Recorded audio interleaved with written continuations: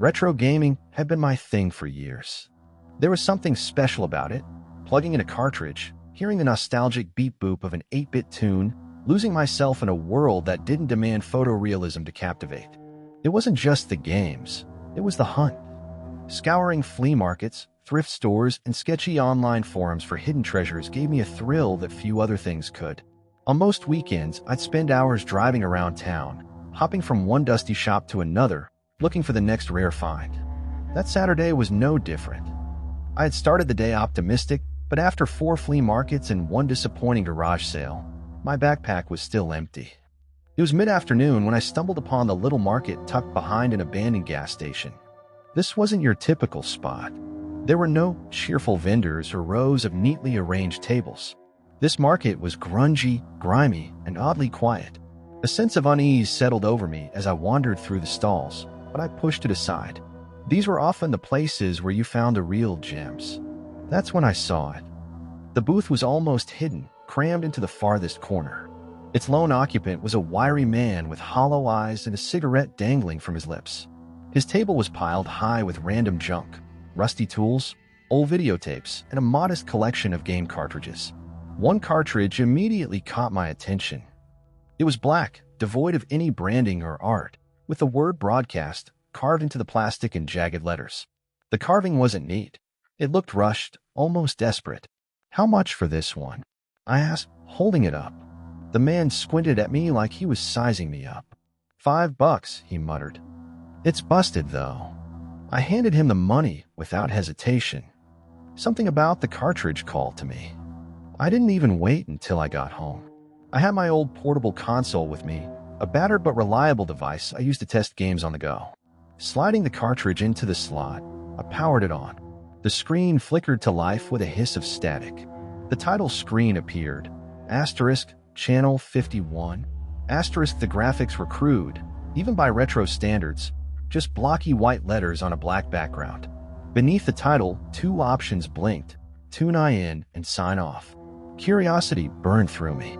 I selected Tune I In. The screen buzzed, then shifted to a pixelated image of a man in a suit. He stood in what looked like an old TV studio. His face was an indistinct blur, as though the pixels couldn't quite align. A text box appeared below him. Asterisk, welcome to the show. Will you continue? Asterisk. I pressed yes. The game began with a character, just a small pixelated figure, standing in the middle of a city. The graphics were crude, with gray buildings and dark streets that stretched endlessly in all directions. A few lamps flickered overhead, casting eerie shadows that seemed to shift and move on their own. The music was odd. It was a low, droning hum, punctuated by occasional bursts of static. The atmosphere was oppressive, but I was hooked.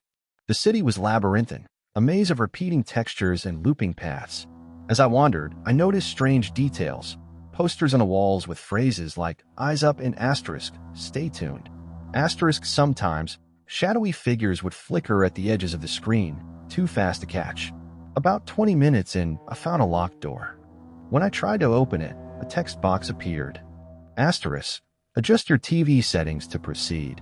Asterisk. At first, I thought it was a glitch. I fiddled with the in-game menu, but nothing happened. Then it dawned on me. It meant the actual TV. I turned up the brightness on my portable console.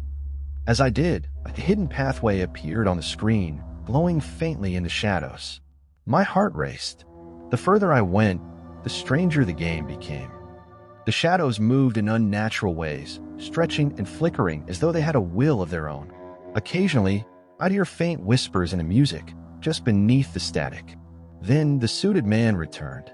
His blurred face filled the screen. "You're doing well," the text box read. "Don't stop now." When I got home, I transferred the cartridge to my main console and booted it up. This time, the game was different. The city was darker, the streets emptier. A soft wind howled in the background, carrying with it faint, indecipherable voices. As I moved my character through the twisting streets, I began to notice patterns. The graffiti on the walls wasn't random. It formed strange symbols, spirals, eyes, and jagged lines that seemed to pulse if I stared too long. The shadows grew bolder. They no longer flickered at the edges of the screen. Now they reached for my character, their hands outstretched. Touching one didn't result in a game over. Instead, the screen would flash with distorted images, screaming faces, empty eyes, static-riddled landscapes. The game began to address me directly. Asterisk, are you ready, Alex? Asterisk, the text box asked. I froze. I hadn't entered my name anywhere. That night, I dreamed of the city. The streets stretched endlessly, the shadows whispered my name, and the suited man stood in the distance, watching. When I woke up, I fell off. My apartment was silent, but there was an unnatural weight in the air, like the hum of an old TV left on in another room. I went to the living room and froze. The TV was on, displaying static. I was certain I'd turned it off before going to bed. Then I saw my reflection in the screen. It wasn't quite right. My face was there, but my eyes were too dark, my mouth twisted into a faint, unnatural grin.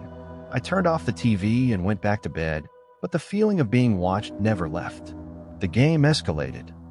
My character found a tall tower in the middle of the city, a monolithic structure that seemed to pulse with static.